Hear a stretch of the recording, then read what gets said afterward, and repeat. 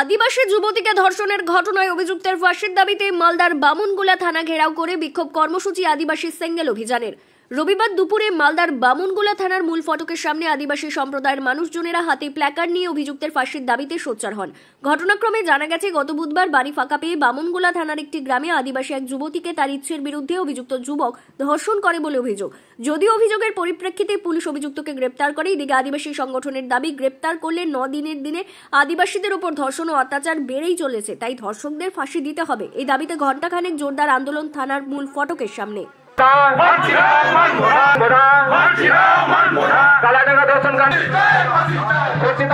পরিবারকে সুরক্ষা নিশ্চিত করতে হবে।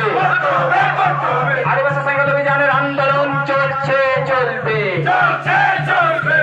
আরিফ মিয়ার ফাঁসি চাই, আরিফ মিয়ার ফাঁসি চাই, আরিফ মিয়ার ফাঁসি চাই।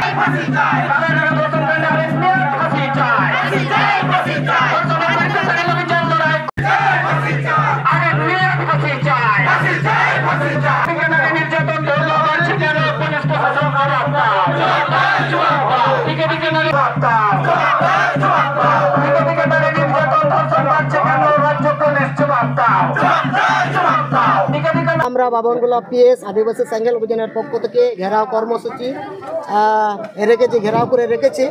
আপনারা অবগত আছেন, গত 12 তারিখে এক আদিবাসী তরুণীকে ক্লাস 19 বছরে মাধ্যমিক দিয়ে তিনি 12 তারিখে ধর্ষণ হয়েছেন। ধর্ষকের নাম হচ্ছে আরিফ মিয়া।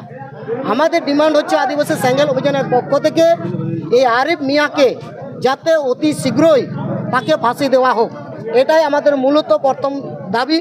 2 নম্বর দাবি হচ্ছে যে ধর্ষিত হয়েছেন যে মহিলা আদিবাসী তরুণী, তাকে সরকারিভাবে তাকে সুরক্ষা দিতে হবে এবং তার পরিবারকে আইনের সহযোগিতা দিতে হবে। এই 3-4 দফা দাবি নিয়ে আজকে আমরা বামুনগোলা থানায় ঘেরাও কর্মসূচি রেখেছি। এটার সাথে সাথে যদি প্রশাসন যদি এটা স্ট্রংলিভাবে যদি কাজ না করে, তাহলে আমরা আদিবাসী সেঙ্গেল অভিযানের পক্ষ থেকে আগামী দিনে পশ্চিমবঙ্গের সমস্ত থানা ঘেরাও কর্মসূচি আমাদের পক্ষ থেকে চলবে, আদিবাসী সেঙ্গেল অভিযানের পক্ষ থেকে। সেটা থেকেও যদি না হয়, তাহলে আমরা আগামী দিনে আপনারা দেখেছেন আদিবাসী সেঙ্গেল অভিযান এবং ঝাড়খণ্ড দিশম পার্টির পক্ষ থেকে পুরো ভারতবর্ষব্যাপী রেল রোড চাক্কা জাম করেছি।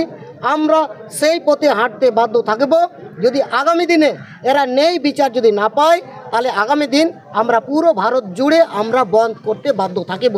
শুধু এটা বলে নয়, গতকালকেও পশ্চিম বর্ধমানে এক নাবালিকা তরুণীর উপরেও গ্যাংরেপ হয়েছে।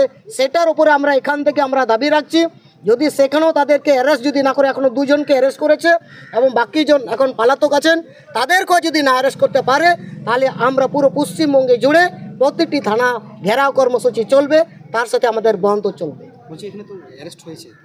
অ্যারেস্ট হয়েছে অভিযুক্ত, এটা খবর দেওয়ার মতোই অ্যারেস্ট হয়েছে, কিন্তু পুলিশ প্রশাসন সেটা দিক দিয়ে আমরা আমাদের পক্ষ থেকে ধন্যবাদ জানাচ্ছি।